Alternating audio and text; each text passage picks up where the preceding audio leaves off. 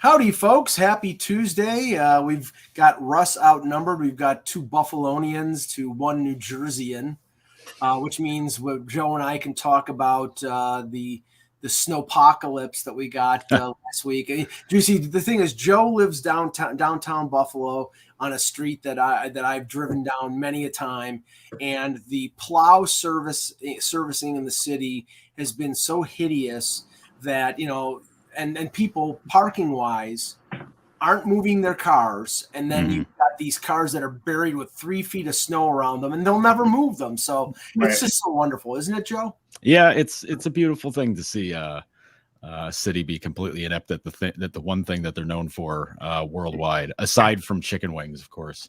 You ask people what do they know about Buffalo, like, chicken wings, I love them. Or it snows a lot, right? And the ankle bar. Yeah. Well, you shut up. Yeah, but it's get murdered. Mike can't let it go even once. That's why I keep saying. Well, listen, negatory. It's always the favorite choice of Canadian media when they come in from out of town. They have to go to Anchor Bar, and I'm like, guys, there's 100 other places I could take you that is way better. Yes, but they want to go to Anchor Bar. Listen, it's the place where it started. I get it. They've been making the wings the same way since the place opened up, and that's probably the problem. Probably is the problem. All right, everybody else has done it better and they've perfected it, but the Anchor Bar is like, no, we're staying the same. Right. We're not changing the thing. So here's let's talk about this as a pre-show. I am sick and tired of people whining about the NFL overtime rules. Nobody said anything about the NFL overtime rules from the time they changed it, and it's been a while. Mm-hmm. Now all of a sudden they see a game where, hey, there's a quarterback in this league that can actually exploit this rule. One guy. There might be 2 in the whole league that could do what that quarterback does. And you know what? I don't care. Leave the rules the same. I heard this and you didn't hear this from me, and I'm not complaining about it. I heard this from a ton of Bills fans, and I'm like, okay, think of it this way. How did it change the outcome of that game? It didn't, because if if Kansas City wins the coin toss, they drive down the field and they're inside the 20, like I think they were when they threw the touchdown to Kelsey. Butker kicks the field goal and Kansas City wins. How is there a difference? That is sort of Monday morning quarterbacking bullcrap, Joe. If people in Buffalo have no reason to complain about the overtime rules, because that game should have never went to friggin' play defense for any moment, and you won't be talking about it. Yeah, I mean, Butker misses a field goal, misses an extra point. There's 4 points right there. Yeah, like the Bills come back to make it interesting, but like Kansas City's not trying to fire back anyways. They're trying to slow the game down at that point. But the stuff about overtime just absolutely, and like some of the explanations I've seen from people that want to have it changed, they're like, well, Mahomes storms downfield and like, that's not fair to the other team's offense. I go, well, yeah, it's a team game. Tell your defense to get a friggin' stop, to do, hold them to a field goal, do anything. My favorite tweet was, change the NFL overtime rules, vote for it. And I'm like, where? This isn't like you're voting in an election. What are you talking about? But like, here's the thing that gets me. Everybody wanted to change from the first time around. They did. Because they said, field goals are ending games and that's bogus. I can see that. But like, now that it's but now that you're doing it this way, where, you have to get a touchdown, how many games have we seen go to ties now? Like how many games during this season did it not matter who got the ball first, because everybody wasn't able to either their offense didn't march down the field, or the other team's defenses did their job, or like they miss a kick, or they do whatever. Like, for crying out loud, I don't know how much, like, if your solution is to change it to the college football OT. There's a lot of other people out there crying about it, and I don't want to hear it. I mean, it's really loud because it's a lot of it's coming from Buffalo and people who wanted to see Buffalo win. And even people finding what Andy Reid said a couple of years ago when they lost to New England in overtime. And even Andy Reid said, he says, well, I don't know. I wouldn't be against the change, but like, why would he want to take away his advantage? Like, they win a coin toss. Right. But I mean, you got Mahomes, you're probably going to have the best chance to win. Other than Mahomes, maybe Allen and maybe Brady, who else could do what Mahomes did in 13 seconds? Nobody. Right. No. Yeah, probably. I mean, it helps to have a defense play 30 yards off the receiver. They were playing touchdown prevent defense, and it's like you're only up by 3. You know, they left Kelsey completely uncovered. They had Levi Wallace covering the sideline. I mean, it's I'll tell you when I knew the Bills were in trouble defensively. When Mahomes saw the zone and saw there was a giant hole up the middle and just kept running, even he was surprised he could get 35 yards on that run. Joe, this is what drives me crazy. The Bills have played Kansas City 3 times in the last year and a half. The 2 games that they played sort of a don't rush Mahomes, play zone, let him run around. They lost that game in Buffalo where I think Edwards-Helaire had like 190 yards or something like that, and then they lose this game. And the game that they had a pass rush and they put pressure on Mahomes was the one that they won. So I have a lot of problem with the Bills, and this will be the last Bills stuff we talk about until next year. Never again will we talk about the Bills. Right, but I'm not going to be upset if Leslie Frazier gets the Chicago Bears job, because I think the Bills, for all the talk of them being this number 1 defense, they had a number 1 defense that allowed 42 points to Kansas City, and they didn't really stop them once. 20-something points in less than 2 minutes. Yeah, the thing that gets me though is that the Bills all season long got fat on if they got a lead on somebody, they just whooped up on them and then just acted like they were kings of the world. They get in a tough game. Tough games were a lot harder for them to win. They went 0-6 in 1-score games. And Allen made some amazing throws. He did. Yeah, there was nothing to criticize about Allen. No. Their It was a perfect quarterback game on both sides. Both so I do want to flawless. point this out too. There was a narrative where some Jets fans were like, "Well, see, the Jets should have taken Allen over Sam Darnold. That was the biggest mistake they've ever made." I'm like, no. When the Jets drafted nobody's taking Allen that high. Like that. Listen, when the Jets drafted Chad Pennington, there was a guy in the room that was talking about Tom Brady, and everybody overruled him, so they went with Chad Pennington. Like, this is what happens in drafts. And the other thing is, I can't tell you for sure that Josh Allen would have turned into this quarterback with the Jets, because the Bills already had a good team in place and good coaching in place. He would have been with Adam Gase. They had good coaching. He'd be where Josh Rosen is, probably. Yeah. They had good coaching in place. They didn't have a good team when they drafted. No, I think their offensive line was decent. It was okay.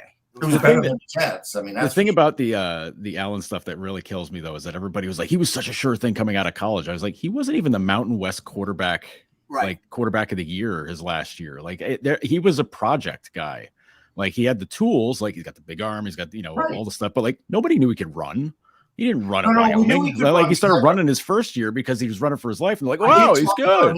I did talk about his running ability with Mike. So for some reason, and it wasn't me that found it looking at video like I do with hockey, somebody must have talked about it because I knew about it, but it's not like I knew because I watched college football games. Yeah, it's not like he was like Michael Vick coming out of Virginia Tech or something like that, where you're like, well, this guy can run. It's like, no, he's got a big arm, and he had a bunch of crap receivers at Wyoming. So like, I don't know, but still, he threw tons of picks. He wasn't that great. Like, what the criticism of him, and then we'll start the show. The criticism of Allen before the draft was, could he learn?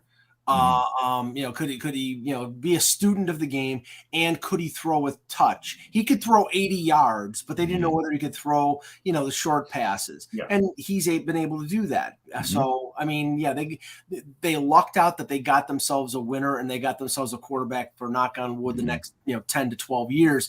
The question is, can they build a team around him? And defensively, I think that they're wanting in a number of areas. I said, Joe, when Tre'Davious White went down, they were not going to win, and they didn't. So there you go. Anyway, enough Bills talk. Let's talk. Hello, Hockey World. Today is Tuesday, January 25th, 2022. I'm Russ Cohen, and hey, Buffalo will always have the Bandits championships. Oh, God. And I'm Michael Agello, and this is the Hockey Buzzcast here on HockeyBuzz.com. And I don't have a pack of Marlboros rolled up in my T-shirt like all Bandits fans are. And we welcome Joe Yerdon to the show, who hosts or co-hosts the Maintenance Day podcast with Lance Lasowski of the Buffalo News. Joe, welcome. It's nice to be here. I've never been to a Bandits game yet here, so it's I think I'm overdue. Or maybe I don't buy the right cigarettes. I don't know. You have to buy a Tavares jersey and just walk in and go to the we'll fit right in. A Leafs Tavares shirt, right? Yes. That's Go to the res, Joe. The cigarettes are a lot cheaper. Okay, so let's start with the announcement today of Team Canada's roster for not the World Junior, but for the Olympics in Beijing. And Joe, I was sort of underwhelmed at the roster for Canada. I mean, a couple recognizable names, like somebody we both saw last year skating at KeyBank Center in Eric Stahl, and somebody that we both hope we'll see at KeyBank Center later this year in Owen Power. But a lot of recognizable sort of marginal former third and fourth line guys like Daniel Winnick and Jordan Wheel. I mean, not an impressive list. No, I mean, I don't know what we were really expecting. I don't Right. I don't know who guys that aren't playing in North America. I can name you one. Okay, but let's wait a second. Let's wait a second. I will. But I mean, yeah, these are guys that are like, the 13th and 14th forwards of the last, 5-6 years, in a lot of cases. And I mean, there's a handful of young guys that are involved with this, but this is a team that's getting made up of, some of the guys who have been honestly, a guy like Daniel Carey has been one of the best like tweener players of the last 3 or 4 years. I mean, he's been an outstanding AHL player, and he gets to the NHL, pop you a few goals, and that's about that. But but like some of these names, like Brandon Gormley, like I haven't heard about Brandon Gormley in ages. I know. Like that, and I was like, wow, okay, like he was there for like 7 years ago. Yeah, I mean, he was a first round pick of the Coyotes, wasn't he? Yes, Coyotes, yeah. So, but to your point, like Daniel Winnick. Daniel Winnick played for the Leafs like 10 years ago or something. So I've waited long enough. I wrote an article yesterday, full press coverage, and I put 10 prospects to watch in the Olympics, and I got tired of teams waiting to unveil their list, right? Mm-hmm. And I put for Kent Johnson, he's good enough to be on this team. I would imagine he'll make this team. He's not on this team. It's such a joke. You're taking Jordan Wheel, Landon Ferraro, Adam Tambellini. Are you kidding me? But what do those names have in common, Joe? They have famous dads and famous guys with the Hockey Canada system. They do. And go ahead. David Desharnais, Adam Cracknell, Corbin Knight. A good defensive player who can win faceoffs. So I'm not going to kill Jack McBain for having a famous dad. I'll leave that one alone. But Jordan Wheel over Kent Johnson? Are you kidding me? I mean, the highlight players on this roster, Joe, are power on defense. I would say Mason McTavish up front as a young, former third overall pick. Stahl might be done, but he was in the Stanley Cup final last year, and the talk is that he, he's going to probably look for an NHL contract a la Brian Giunta after the Olympics. The one that for Toronto fans, I just heard Elliot Friedman say the Leafs were going to sign Josh Ho-Sang late last month when and early this month when Marner had his COVID issue. But they knew that he was in the mix for Team Canada, and if they'd signed him, he wouldn't have been in the mix. So they held off on signing him. So that it probably means they're going to sign him after the Olympics, because maybe they'll want him as a depth option. But yeah, it's just not really an impressive group. But I have two other thoughts. Like, so is Justin Pogge going to cook for everybody? Is that why he's on the taxi squad? That's what I'm imagining. And no, he's going to tell everybody what it's like to be the guy who was selected, who was kept by the Leafs and not traded for Andrew Raycroft. Yeah, and then the other one, I do like the addition of Max Verano on the practice squad, because I felt like he got a raw deal in Ottawa, and I think he just kind of got thrust out of the league too quick. I'd seen him play a lot in Princeton. He has really good speed, and I do think he could be like a third line type. I don't know if he still can be that. I thought that then he did score a few goals, and then all of a sudden he was gone. So we'll see. Maybe this will be good for him if he can beat out Jordan Wheel, which maybe he can't. Now, I don't know. Joe, I find this interesting about Canada and the U.S. because from appearance, it looks like their goalies are going to be Devin Levi from Northeastern, the Sabres prospect that they got from Florida and the Sam Reinhart deal, and the U.S. would be Drew Commesso because the other options don't. I can't see Eddie Pasquale. Yeah, or who was the older goalie for Team USA, Russ? It's Pat. Pat Nagel. Yeah, Pat Nagel plays for the Phantoms. He's had a really good year, but again, I'm sure he is the guy that's watching over the young goalies. He's the chaperone. I think the guy for the U.S. that should start is Strauss Mann. I think Strauss Mann he should be the number one. And I do think he could win the number one job. But that they chose Commesso probably within the thought of he's the guy unless Mann beats him out. I think that's the way it's kind of going. But I could see Mann beating him out. Don't get me wrong. But I don't know. I could see Mann and Levi being the number ones for U.S. and Canada very easily. Well, Levi, I think, is the number one. I don't even think there's a question about that. I mean, there's a question for the U.S. though. I mean, I think Levi's made it a little bit sketchier. Two of his last three starts. But who else do they have? Tompkin and Pasquale? Like, who's beating them out? What happened to Devin Dubnyk? I thought he was a slam dunk. I thought too. Yeah, they This is typical. Canada has overthought this, and they really have. So the contrast there is, Levi and either Commesso or Mann for the U.S., whereas the Russians don't take Askarov. Just like they started Askarov, and that's a great point. This got just as political as Russia did. Mm-hmm. It did. There's no question about it. The Russian team, the way it's been picked the last few times around for especially international tournaments, it's always political. Well, Russia is, but now the Canadian one definitely is too. Well, and I mean, to a certain degree, the U.S. team has been as well because the U.S. has been very supportive of the USHL and the NCAA, so they want to make sure that they've got a fair showing there. Then Canada does does the whole thing where they want to support the CHL. The only thing I like what the U.S. did better than Canada is guys that they have on that team now, Beniers. These guys are going to be on future Olympic teams anyhow, so they're getting their feet wet. Canada is not doing any of that except for Owen Power. Yeah. And Levi. But I mean, I know we'll see how Levi's career goes. Right. I mean, who knows? It's goalies. You never know. You don't know. It's voodoo. But I'm just saying, you look at the U.S. team, and there's 4 or 5 guys that you say, hey, they have a chance. Brock Faber has a chance to be an Olympian someday. Mm-hmm. No question in my mind. Canada's doing it backwards. They're trying to keep up with the Czechs who are using anybody who has any kind of NHL experience, although the Czechs are the only ones using 22 draft eligible players in Slafkovsky and Nemec. And these guys are good. Now, will they be up to this challenge? I don't know, but they could be. And that could be very interesting. I just need to know. I haven't seen the Czech roster, but is Jágr on it? Because he needs to be. Damn it!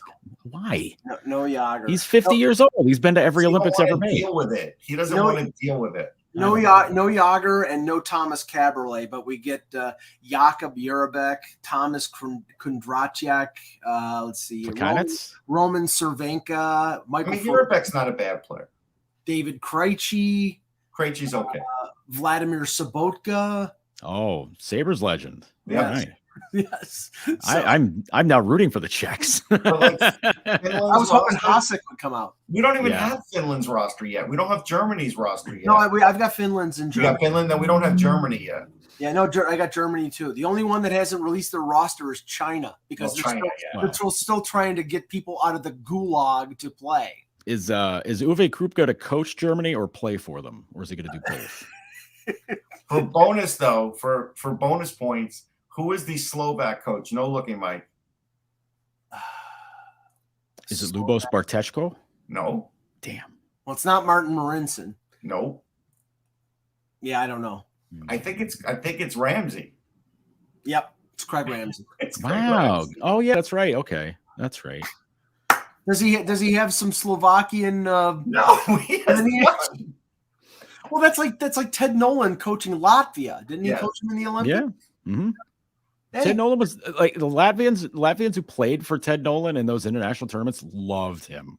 Yeah. Absolutely loved Well, him. Ted Nolan's. Gergensons loved him. Yeah. Yeah. I gotta tell you, I'm much more excited to watch the women's tournament than the men. It's not even close. And that was the interesting thing, Russ. I just because I wrote an article about like when the tournament was going to start. The men's draw does not start until February the 9th. The first 6 days of the Olympics, it's all the women. It's all the women. You know why? Because they get higher ratings. Yeah. They will get, if it's not the NHLers, they will get higher ratings. And if they get to a US-Canada game again, it will break records. Russ, can you explain to me why Nora Ratu isn't on the I can't explain roster? it. I do the Locked On Flyers broadcast with Rachel Donner, and we were kind of going over some of the names, and she's really versed in women's hockey, where I'm just, talking points, and I've seen the players play, and I've watched games, and I've interviewed them, but I don't cover the leagues, and it's, you get it. And that was the one name I brought up to her. I'm like, why don't I see her name? Like, she's a fantastic goalie. She's one of the best I've ever seen in women's competition. And so maybe she's just retired? No, I mean, the rumor that I saw popped around was that she has disagreements with the coach, so they just decided not to take her. Which I'm like, shoot yourself in the foot, guys. That's good. Yeah, that's your best goalie. Could be the best goalie in the tournament that you're not having there. That's crazy. I mean, like when I think of the big game women's goalies, I mean, Zabadas and Radu are like 1 and 2. I mean, I like Maddie Rooney, and she may not even win the job on the U.S. Like, she's done a great job, but the U.S. has 3 good goalies. So it's like, the U.S. has 3 good goalies on their roster. They have like 3 more sitting at home, just like not part of it. Like this is why I bet against Tara Sloan, because the U.S. will beat Canada. That's what's going to happen in the women's game. And all three goalies are better than Eddie Pasquale. Okay. I believe they are. Okay. So, all right, let's start with some of the games last night. And Russ, I want to get to your question that you put out on Twitter this morning. Yeah. Are you going to the game that I was at because of the hire too, or are you going to wait on that one? Oh, we'll wait on that one. Okay. The first one I want to talk about was the Ducks and the Bruins, because I watched a half of that game, and I didn't think that Tuukka Rask played badly, and I didn't pick up on this because at times I was like watching the game and listening to something else. But apparently in the third period of that game, they started chanting for Jeremy Swayman because as we know, Russ, from talking to Ty Anderson a number of times, Tuukka Rask has never been able to get the love from the Bruins fans, even when he's been a great goaltender. I think it is the fact that, they chose him over Tim Thomas years ago. And, the guy brought him to a Stanley Cup final, and he still is not loved. And now a 21-year-old who's played, 15 games is now more popular than Tuukka Rask coming back from hip surgery. I don't get it with the Bruins. There's 2 things here. So the same thing, and Thomas Boyle, said I was right about this, and I appreciate it. When the Islanders rushed back Varlamov, and they didn't put him in the AHL, and he didn't have any kind of tune-up games, he's not the same goalie this year. Now, I get the problems that was going to happen with cancellations, with Tuukka playing in Providence. So if you, the fans, are booing a guy that's literally coming in cold, and you're not going to give him like a month to regain his form just because he had a great game his first game, then there is something wrong with you, because to me, I don't even get it. Oh, this is awesome. Vepsis is the man. But continue. Sorry. Wow. But it's just, it's deplorable. Yeah. It's like, I can't, again, didn't this happen with either Peters or Chris or Jim Carey when they were there? Weren't they the backup or something? It happened with Raycroft, which is the reason why they traded him. He won with Raycroft for sure. He won Rookie of the Year, and then he slumped in his second year, and they got on his case, and then they traded him, and they traded him for Rask, and the rest is history. But I mean, I'll just ask Bruins fans: do you want to call up Tim Thomas and get him in net? Is this is the only reason you are booing Tuukka Rask, is because Tim Thomas won the job over him 1 year and won the cup. And Rask has been an amazing goalie his entire career, but because of Tim Thomas's 3 great years, all of a sudden Tuukka Rask can never live up to to Tim Thomas or really anybody anymore, and it's crazy. And Joe, I think the main reason that they got to Game 7 of the Stanley Cup Final against St. Louis a few years ago was because Rask was fantastic in the regular season and the playoffs. So, Boston's not a perfect team. They've made a nice run lately, but they're, again, wholly dependent on that one line. They're not getting a lot from Taylor Hall and DeBrusk. There's a lot of talk about them making deals before the deadline. I don't know. I mean, they've forced Rask in there coming off the injury, and I don't think it's fair to really criticize him right now. No, I mean, he got like a very brief stint with Providence to play like 1-2 games, maybe. They got canceled. Yeah, he got a none. That was the window, and they got canceled because of COVID. So they just signed him and put him right in. Yeah. So you're talking about a guy who's been off, who's not played in over a year. Like, I don't know what your expectations are. I know the goaltending's been a little bit iffy with both Swayman and Ullmark. Linus with his usual, slow start to the season. Swayman wasn't that great to start the season. I mean, do we remember Tim Thomas with what? Atlanta? Was he with Atlanta at the very last go? Quebec. No, not no. At the end, he was with Florida. Oh, Dallas. Florida. Sorry. Do you remember what he looked like after a layoff? Mm-hmm. Yeah. Yeah, Dallas and Florida. So Dallas and Florida. That's right. Yeah, and he was not good. Now on the other side of that game, the Ducks get 5 goals. Troy Terry continues to be red hot, and there's a lot of talk about them being in the mix for Jacob Chychrun. Joe, I mean, there's a lot of talk about a Chychrun trade. L.A., Anaheim, St. Louis, Columbus, the Rangers, Florida. I mean, a lot of teams are in on him. But the interesting thing, and we heard this from Elliott and we heard this from Kevin Allen has talked about this, that the price that Bill Armstrong is asking for is astronomical. Apparently, he asked Florida for both Lundell and Spencer Knight in the deal. He apparently asked for Mason McTavish from Anaheim. I mean, I think he's going to get a good return for him, but I don't know whether he can get that kind of return. Well, we saw this with the Eichel trade rumors. Like, you start high, you ask for the moon when you start, especially if it's stuff that gets out for us to discuss it. Right. You always shoot high. Like, you have to shoot high. Like, that's always the way it goes. In this case, I mean, if I'm Arizona, the same way. Like, this kid's young. He's cost controlled for the next 3-4 years, and he's relatively inexpensive considering. And you just want to move him because you're I don't know what's preventing them from doing a rebuild at this point, but like, you want to just strip it all down, I guess. Then what this tells I don't know. What this tells me, Joe, is either they have an indication that he's not going to re-sign there in 3 years, or they don't plan to be good for the next 3 years, and it's just wasting. And if that's the case, that organization is just a piece of crap. I mean, and yeah. I thought that for a while. They should move that team. It should, it doesn't draw. But if they're going to operate it this way, where they're going to strip it down to the boards, I mean, what's the point? What's the point of having a franchise where you're going to do that? And their salary set up. I mean, if I were. It's very Buffalo-like. Look, yeah. Well, it is, but like, Buffalo's doing that on purpose for different reasons. Arizona, in this case, they only have 3 real long-term contracts: Chychrun, Keller, and who's the other one? Nick Schmaltz. Yeah. So like, those are the only long-term commitments they've got. Like, there's what Andrew Ladd has a contract for next year. Yeah. Gostisbehere does. Yeah.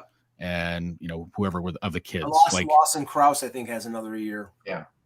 Yeah. So I mean, like, no, Krause's RFA. Oh, he's RFA. That's what it is. Yeah. Oh, there you go. So I mean, that's not a lot of long-term commitment, which to me says it would be really easy to sell that team to somebody who wanted to buy them. And considering all the arena problems and their entire history of nonsense, I really have to wonder if that's the case. Especially, I mean, like, Chychrun's 23.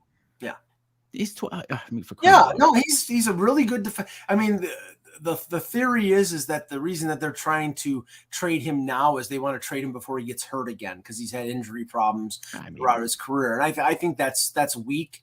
But like if that's the reason, then you can't ask for guys. You can't ask for Knight and Lundell. Like if that's your reasoning for moving a guy, you're not getting you're shooting the moon, but you're never getting the moon. You're not even going to get a moon rock. Now, Russ, the interesting thing about the Coyotes, and they're going to be Bill Armstrong is going to be challenged with this, is that, okay, they have all these unrestricted free agents, and say they try to trade half of them.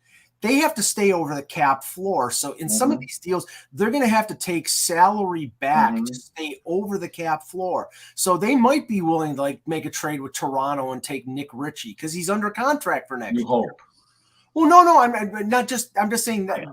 Right, but other teams are going to be doing that as well. I mean, maybe. I mean, again, right now, Bill Armstrong's a lot of talk. And this team, honestly, this franchise doesn't need thousands of draft picks. By doing that, they're just going to guarantee that they will be the worst team in the league for the next 5 years if they keep doing that. Mm-hmm. And you have to have some sort of core somewhere, even if you're fully rebuilding. You know, the Rangers saw that, and then they were managed. Again, I said this. They were able to skirt the system because Adam Fox wanted to play for him and Panarin wanted to play for him. If every team was able to get a Norris Trophy guy and a guy who could lead the league in scoring if he has his best year, then yes, you wouldn't have to have a full rebuild either. And that's why just saying it and saying they own the draft and everything else doesn't mean anything to me because their player development has stunk. And, you know, other than guys like Soderstrom, guys who are guaranteed can't miss guys that are going to advance themselves eventually at the NHL level, they've had trouble developing players, and they've had players get stuck in the mud too. Yeah, I mean, I heard earlier in the year that they got offers for Barrett Hayton, but they were like third or fourth round picks because that's all Barrett Hayton's worth right now. Right. Mm-hmm. And it's, almost not worth it. They may as well keep him and see if he does something other than, trading him for nothing and then have him be successful someplace else. So Christian Fisher, how much has he stalled in his development? Yeah. No, I mean they moved Dvorak. Dvorak had just finally broken out, and then they were just like, all right, bye. See ya. Yeah. And Dvorak is not doing well in Montreal. No, because nobody's doing well in Montreal. Again, he's not a number 2 center. If they'd used him as a number 3 center, he'd be fine. He is never going to be a number 2 center. And again, they were like, but we're going to make him one, like they said with Drouin, and it didn't work. Now, the other game that I watched a lot of early on was the Rangers and the Kings, and that was an exciting third period OT and shootout. With Jonathan Quick dueling against Igor Shesterkin. And Russ, I was sort of giving you the play-by-play while you were at the Flyers game. And it was curious that Byfield had this great move and goal in the shootout. And then Lafreniere comes down and does the same thing on Quick. But in the end, Adam Fox with the roof game winner in the shootout to give the Rangers a 3-2 victory. And Russ, he tweeted out this morning about Adam Fox and his pursuit of a second straight Norris. And, I haven't seen the percentages. When I put my vote in, it was 65-35 for Cale Makar. I know. By the way, does anybody think that was a bad goal for Shesterkin to give up on Blake Lizotte? That shot seemed to be like way past Blake Lizotte's range. I don't know what happened on that goal, but at any rate, that one shocked me a little. But as far as Fox goes, we know and Mick Kern did a good job. He read what the Norris Trophy is supposed to be, and it does allegedly include defense. But we've known that in like the last 10 years, it doesn't count. Defense almost doesn't count in it. But my take on this for this year is this. And look, anybody else you want to bring up, they're all leading the teams in scoring. You want to bring up Roman Josi, he is too. But would anybody think Adam Fox would be leading his team in scoring even more points than Panarin? Like you have to start considering that this is like a special year. I get Cale Makar is flashier. I get he's got the most goals. I get all of that. But Adam Fox is clearly the better defender. He hits, he blocks, he wins shootouts. I mean, that's, most defensemen don't do that. But he's not flashy. He doesn't look superhuman out there. But what he does look like is like a surgeon out there and just make you look bad. He could games that they come back from behind. A lot of times it's because Adam Fox has made some really smart plays on the ice on his last few shifts to get him back in it. My basic point is we have to start looking at the Norris. There's never going to be that trophy that just celebrates defense. It's not going to happen. The league doesn't care. Nobody cares enough. So at the end of the day, we kind of have to redefine the Norris here. But again, I expected the vote to go that way, Mike, where everybody said Cale Makar, because and it's not like Adam Fox isn't fun to watch, but Cale Makar is more fun to watch. And I do feel like he is going to get this vote for two reasons. I think he's going to get the vote because he's going to have the goal record, and that's great, but he still may not beat Adam Fox in points. And I think the second thing will be, some will say, should Adam Fox really win consecutive Norrises at his age? Right. And that, unfortunately, is going to be a factor too. Joe, goals are sexy. And if Makar scores 40, there's no way that they're going to give Fox a second straight Norris, even though it's supposed to be a defensive award, not purely defense, not Rod Langway. He's like the last defensive defenseman that won the Norris at least in my memory, purely defensive defenseman. But I mean, Fox is playing great. He should be in the mix. I think he should have a good chance to win it. But if Makar if he gets to Doug Wilson territory, he scores 39 goals, he's winning it. Mm-hmm. No, 100%. Like that. When you do stuff that goes into the all-time category, you're almost assured of getting the award. I mean, I have to almost stretch into other sports where that didn't happen. Like Miguel Cabrera's triple crown season, he didn't win MVP. Like that was a Trout, but that's a whole different kind of thing. But when you're talking a defenseman, like defense and points, like it goes hand in hand. You put up a lot of points and you play good enough defense. So who do you think is the better defenseman? Better defenseman. It's the whole position. It's like you're a defenseman. That's what he is. Yeah. Asking me that without doing my proper research is bad. Right, but off the top of my head, I gotta say Fox. But okay, but come back to me. You can look up anything you want. Okay. Of the three, I would say Yossi's probably the best defensively because he's the most experienced, and he's been that way for a number of years. But that may be true. Yeah, if you're asking heads up, Makar versus Fox, I would say all around. Fox. This is an all around award. Well, no, I was just saying defensively. I think Fox is better. And Makar is maybe slightly better offensively, but it's an all-around award, and that's the whole point. So, right, that is the point of this. Now, but I mean, is there a value in having a Rod Langway type award, like a Selke version of the award for defense? Definitely a value, but it just the writers haven't fought enough for it. The league doesn't seem to care because it's been brought up before. So it's just like I don't know if the fans care. If you have you have two awards for goaltenders. You have the Jennings and you have the Vesey.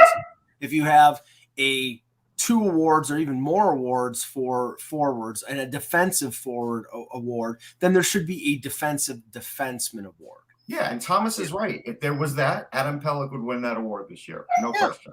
Mm-hmm. Yeah. So now the game that you were at, Russ, the Flyers and I guess I was. Yeah. Yes, Flyers and the Dallas Stars. It was marked by Keith Yandel tying Doug Jarvis's record for consecutive games, which I know we talked a little bit about it yesterday, and it doesn't seem that's going to stop anytime soon. Like he'll break the record, and then all of a sudden, he's going to play tonight. If that's what you're getting at, of course he's going to break the record. Right. The idea is will the next game will he play? And if the Flyers are honest with themselves, he won't, because he shouldn't have been playing probably for the last 3 weeks. There are young defensemen they could bring up. It's not like Yandel's adding anything to the power play. The power play is horrible. It's not like he's turning the puck over every 5 seconds. He is just like a below average defenseman right now. And at this point, he hurts you because at the end of games, he's not exactly fast either. And if you have him out on the ice, he's not great to have out on the ice. I mean, some of the things that were done last year with Joel Quenneville were true about him. And, Quenneville sort of got demonized for it, but he was right in what he did. But the idea is everybody's afraid to break, to not let him break the record. So now he's going to be allowed to break the record. And you know what? If you polled fans, most fans would have pulled him 2-3 weeks ago. They would. Well, the question is that Kessel's only 23 games behind him. So he's going to catch him at some point anyhow. Oh, right. But the thing is, Russ, is that this season is over with for the Flyers already, so they may as well keep Oh, hold on, Mike. I know. Hold on. I'm transitioning to a question here for Joe because, Joe, my opinion is when it comes to the Flyers, as with the New York Islanders, it's over. But they can't adopt that philosophy, obviously, with half a season left to go. But it's a train wreck in Philadelphia right now. They've lost 12 games in a row. They have an interim coach who apparently now Chuck Fletcher was supposed to meet them. I thought it was today, but apparently it's tomorrow. And the speculation is that he's going to say Yo is going to be the coach for the rest of the season. They've added John Torchetti as an assistant coach, but now everything switches from them pursuing the playoffs to whether they're going to trade Giroux, whether they're going to trade Ristolainen. I mean, if I were them, I would, because I think you need to recoup assets and maybe do a slight reset. But the mentality of the Flyers organization is not to take one step back. And I think that's a mentality that could exacerbate the situation and have them struggle for years longer. They need to do something to change the norm right now. Yeah, there's a lot of crap or get off the pot with the Flyers right now. It's you can't be half in, half out on whether you're going to start it over or try to build on the fly. I think building on the fly with this group is a little tricky because there are some pretty glaring issues they've got to get addressed with some guys, to like fix up their game. That's the thing. Oh yeah, that's what I mean. It's too many fires to put out at once. Yes. But I mean, if moving Giroux is going to help you get some of that draft capital back, okay, that's good. Maybe get you a player, okay, that's good. That hey, whatever helps to build for next year, like that's a positive. Ristolainen, whatever. Like, I don't want to talk about Rasmus Ristolainen. Please anymore. don't, because otherwise I'm just done with it. I figured since he got traded out of Buffalo, I'd never have to talk about him again. But it just sticks with you. But although you tweeted happily about him the other night during the game, so you did. Oh, listen. That was the one game this year where I was going to give a crap. I'm not going to obsess on him all year and point out his foibles all year. I've done that for 8 years already. Like that's fine. Like I've done my time. Other people can do it. But I mean, like, I think I said this with Kelly Hinkle on the one of the Flyers pods, the game day pod, where I said they've got a left-handed Ristolainen and Provorov. So, you gotta, and he's their actual guy. Right. Get him figured out. Get him straight, because he does have a ton of talent. He can be very good, but if he keeps going down the Risto road, then that's not where you want to be. But if I'm Sean Couturier, I'm just kind of like, man, I signed up long term for this. Okay, guys, thanks a lot. Same for JVR too, like same deal. No, listen, nobody should feel bad for JVR. Anyhow, he's got plenty of money. I know he's barely alive in some of these games, but here's the thing about the John Torchetti, and whether it was the 5th or the 6th of December, because you search the internet and you see that, hey, Mike Yeo was hired as the interim on December 6th. Mike could tell you for many weeks I was banging the drum that they needed to hire an assistant, and they just didn't do it. They used Nick Schultz, they used Ian LePerrier, they used anybody they had in-house, and then it seemingly seemed like they gave up on it. Now, all of a sudden, today, they hire an assistant when they're out like 20-something points. It's like 40 games left. Like, what happened to like 2-3 weeks ago? If this were like a corporate situation, you would get fired, Joe, if your boss said, hey, you need to hire an assistant and you need to do it now. And you come back 2 weeks later and say, I don't have anybody yet. Yeah, I to me it screams of trying to give Mike Yeo any kind of help, because I mean, if they're gonna hang on to him for the rest of the year, I mean, never mind the embarrassment of what it would be to fire your coach and then fire the interim coach afterwards. Like that's a whole new level of like, what the hell is going on? Right. But I think with bringing in a guy like Torchetti, you're trying to class things up a little bit. I mean, he's a very well respected dude, and he's one of the few guys that comes away from the whole Blackhawks Kyle Beach thing looking like he tried to do the right thing. So I mean, he doesn't have that mess hanging around his neck, but this is this is a hockey mess in And Philly. This is to further exacerbate the hockey mess. So Nick Seeler played left wing last night.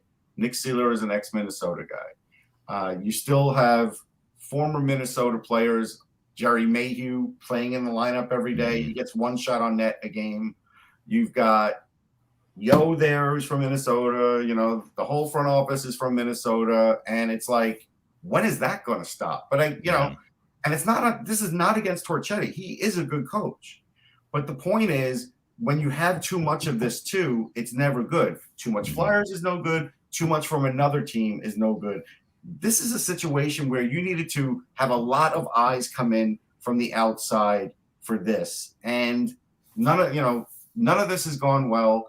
We talked about it. Here's an example, Joe. So when they decided Nick Seeler was going to be the left wing and maybe played a couple games in college at left wing. And of course, left wing is not defense. And Sam Morin failed at it, and Dennis Seidenberg failed at it, and they tried that before. And the fact that Nick Seeler is really not an NHL skater, to think now that this is going to help him as a forward, I don't get it. But they had two players, Lena Sandin and Connor Bunneman, who they called up but said they couldn't play because they just played back-to-back games. Well, there's a phone, Lehigh Valley, you could text. You could have said, hey, hold these guys out. We're going to play one of them, or hold one of them out because they're going to play. They didn't do that. Or bring us other guys. Give me, we're going to take two other guys instead. Yeah. I know. There's German Rupstov. There's other people. Anybody else who has ever played the position would have been better than Nick Seeler. And they still went with Nick Seeler. And I think that's where Mike makes a great point. The hubris that is built up right now around doing these kinds of things is incredible. And that's why they've set a franchise record for futility, tying it with 12 losses. And honestly, they're the only NHL team that has not won in 2022. They're the only NHL team that does not have a shootout goal, Joe. Wow. Not even to play for the shootouts, or not even get a shootout, I guess. Not even get a goal, but they never even have a goal. I like your point about bringing in all these Minnesota guys, because how good was Minnesota when not very good. Fletcher That's why they're had not them there. And how good is Minnesota now that he's not there? And Dean Evason's coaching the team. They look pretty good. Playing Nick Seeler at left wing, I'm never a big fan of playing your defenseman up front. It's a different thing. They don't like doing it. First off, some guys are okay to do it in a pinch. I can remember Brandon Montour having to do it in a game in Florida, and he was just kind of hey, new experience, cool. Joe, Mark Pysyk is great at it. He did that again in Florida. But sometimes coaches see a guy do well at it, and they're like, yeah, let's keep doing that. And then it's no, that's not what I was brought here for. At least guys like Pysyk and Montour are just so easygoing that you can just they'll just do it because that's, they're just all right, whatever, I'm playing, so it's fine. This was avoidable. Yeah, no, that's what I mean. That's negligent on Fletcher's part, because you have guys that can fill that spot.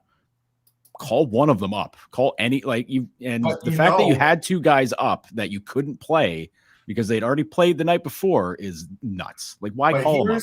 Here's a self-preservation act by Chuck Fletcher here, because he brings in a coach the day before he has a scheduled press conference for the last 2 days. He didn't bring one in for the last 3-4 weeks or since December 6th, but he just brought one in. Why? Because he's going to sit next to him at the press conference and help deflect. Yep. That's PR 101. That's PR introductory class. That's not even 101. That's not even college. That's PR. No, it's an intro class. Right. That's, just bringing the new shiny thing to dangle in front of everybody to ask them.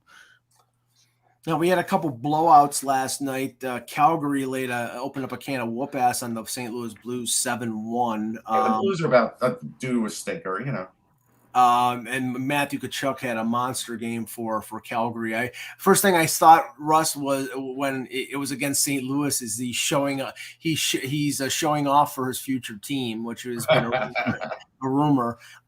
Minnesota did the same to the Montreal Canadiens, an 8-2 decision. I mean, can we talk about this for a minute? So Minnesota's 14-3-2 at home.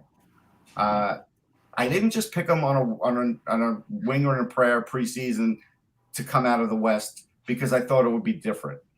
I liked what Guerin was doing. Another year of Kaprizov and Zuccarello was good. I thought that was good. They still have a solid defense. They never got rid of Dumba, so their defense is still really, really good.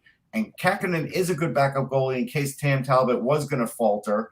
And so I looked at them and I said, they're also, they've got Eriksson Ek. They've got a little bit of, Ryan Hartman finally getting used right, getting power play time. He's got a ton of goals, got like 16 goals, something in that range. They're getting a lot of these things right. Matt Boldy is now playing with them, who probably could still help them.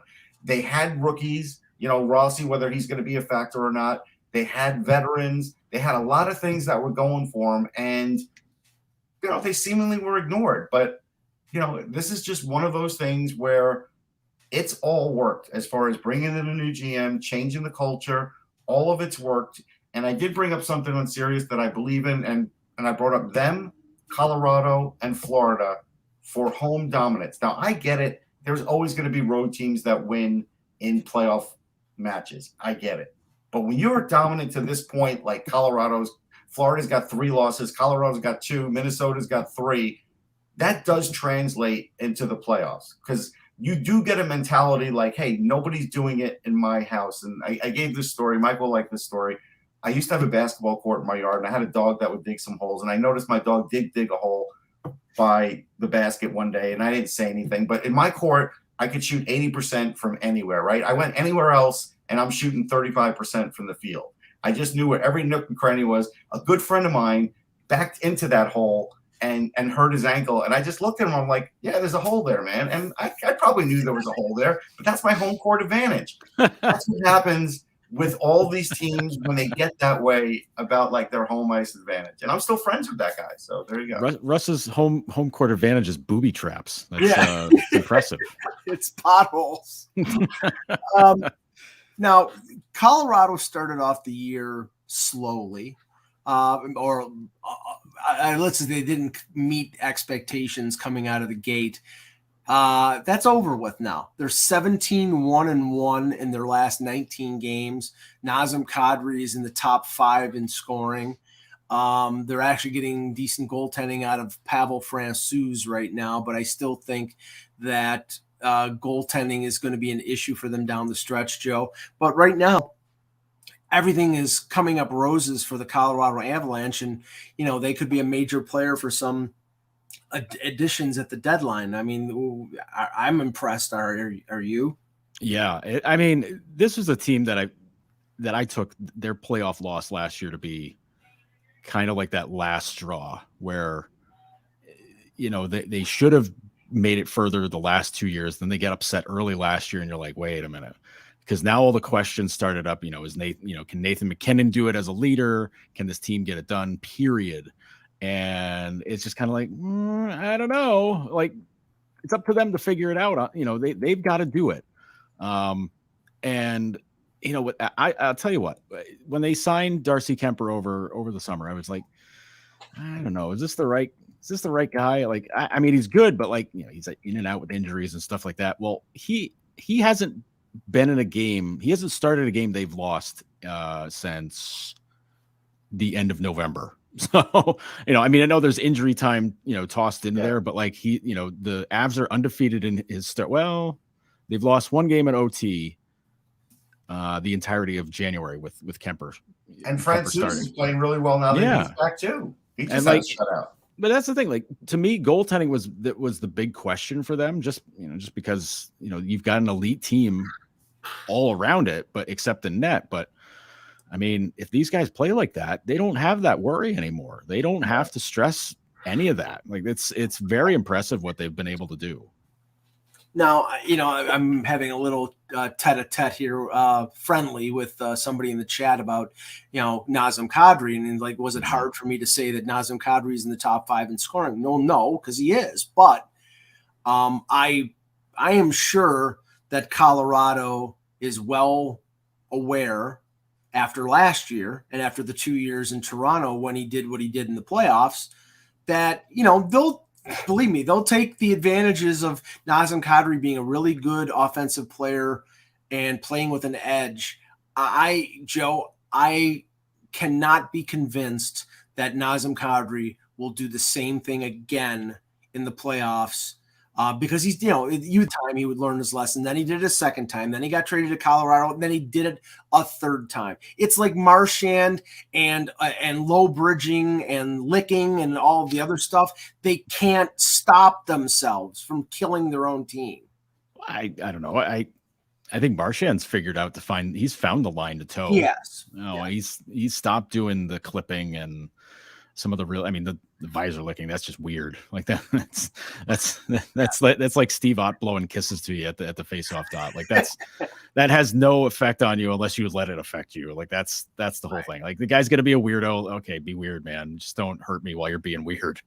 That's how it works. But Kadri's 2 exits have been very bad plays. Like those are egregious moments where it's just like, what are you thinking? Like that's not playing on the edge. That's losing your head completely for a moment and you're gone for multiple games. Yeah. I think this is a little different this time around. And it's always cliche to be like, well, it's a contract year. It's a contract year. Okay. Like, you're not going to short your own fuse in a contract year, because like the big question now for him, now that he's scoring at an elite level, he's having incredible success with his team, is like, okay, well, what can you do in the playoffs? Because the last couple of times we've seen you in there, you've cost your team by not being in the lineup. So that to me is where that lies. And you know what? That's really where his future contract decisions are going to come down to it. If Colorado signs him before the season's up, then hey, cool. But that's a huge question. I'm sure the Avs want to see what that's about too. Russ, I can't see them signing him based on the fact that they still have to sign McKinnon. They've got Makar locked up. They've got Rand and Landeskog locked up, but McKinnon's the next big payday, and everybody's expecting him to, after being paid $6 point something million, that he's going to be in the 9.5 to 10 to maybe 11 million territory, which is what he deserves because he's one of the best players in the league. They can't do that and sign Kadri too. No, he'll take less. He'll probably take like 8.5. He'll do something like that. McKinnon, you mean? Yep. Well, he'll do that. Crosby did it in Pittsburgh, and Landeskog did it with Colorado, so it's possible.